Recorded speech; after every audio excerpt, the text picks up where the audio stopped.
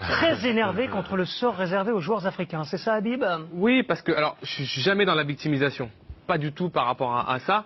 C'est juste que lorsque je vois ce classement, on se rend compte que ce qui se passe de la 5e à la 30e place n'a pas réellement d'intérêt et de valeur. Lorsque je vois que Sadio Mané, qui a quand même été assez éblouissant avec Liverpool l'année dernière. Vous l'auriez mis dans les 10?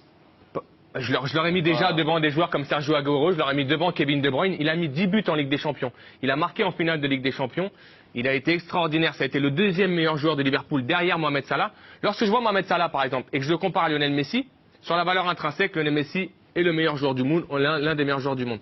Mais quand je vois que Mohamed Salah a mis 32 buts l'année dernière en Première Ligue, meilleur buteur de Première Ligue, qu'il met 10 buts en Ligue des Champions et qu'il est exceptionnel et que je le vois à la 6e place, si je ne me trompe pas, je trouve que si demain il s'appelait Salahigno ou s'il s'appelait Magnigno, qui vote? Voilà, on rappelle le barème. On rappelle le barème Habib. Il y a 480 journalistes, un par pays.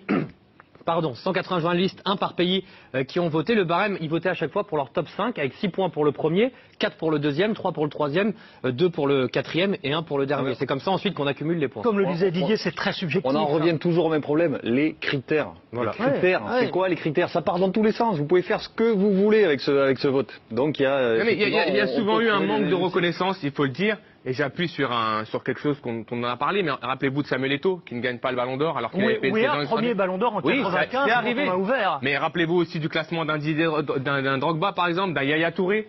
Là, je vois le classement de Sadio Mané par rapport à sa saison. Pour quelle raison, d'après vous? Je pense qu'il y a un manque de reconnaissance, puisqu'ils ne brillent pas avec leur sélection. C'est difficile pour eux de briller avec leur sélection. Peut-être qu'il manque justement d'aura par rapport à ce niveau international. Pour le coup, Salah aurait pu espérer mieux s'il avait été en meilleure forme, je pense, parce qu'il est allé à la Coupe du Monde, j'allais dire, pas sur une jambe, mais sur un bras. Et sa sélection n'a rien fait. Donc ça doit plomber. Par exemple, Firmino est devant Sadio Mané.